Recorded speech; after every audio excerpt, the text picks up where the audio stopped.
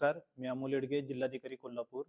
7 February 2026 रोजी कोल्हापूर जिल्ह्यामध्ये जिल्हा परिषद आणि पंचायत समितीसाठी मतदान होणार आहे.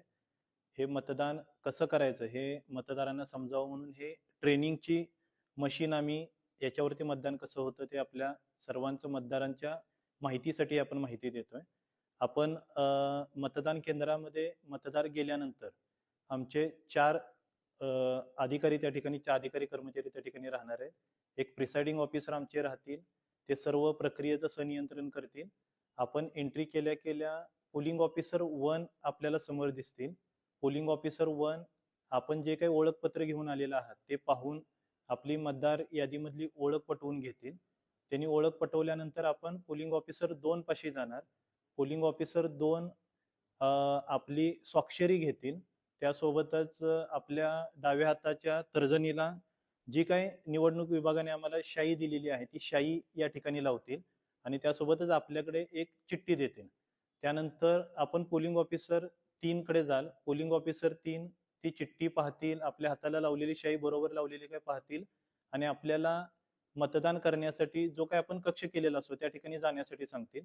मतदानासाठी आपण कक्षामध्ये गेल्यानंतर आमचे पोलिंग ऑफिसर 3 बॅलट देतील. बॅलट त्यांनी दिल्यानंतर मतदानासाठी हे मशीन तयार झालेलं असतं, रेडी झालेलं असतं. जिल्हा परिषदेला आपल्याला 2 जिल्हा परिषदेचं 1 आणि पंचायत समितीचे 1 असे 2 प्रतिनिधी निवडायचे आहेत. हे बॅलट दिलेलं आहे, मशीन रेडी आहे.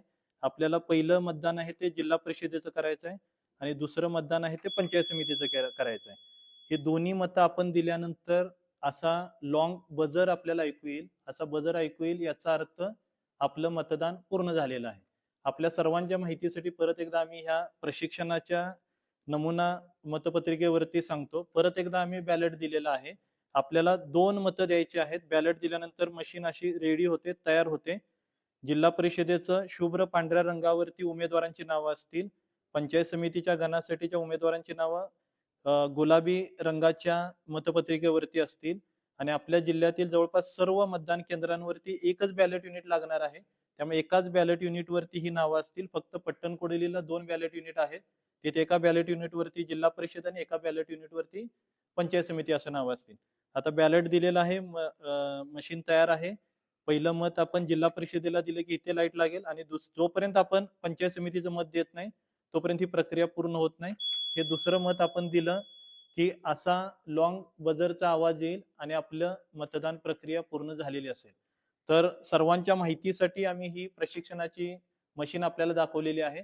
तर सर्वांना नम्र आव्हान आहे की या माहितीचा आधार घेऊन 7 फेब्रुवारी 2026 रोजी सकाळी 7:30 ते सायंकाळी 5:30 या वेळेमध्ये मतदान होणार आहे. सर्वांनी 100% मतदारांनी मतदान प्रक्रियेमध्ये सहभागी व्हावं.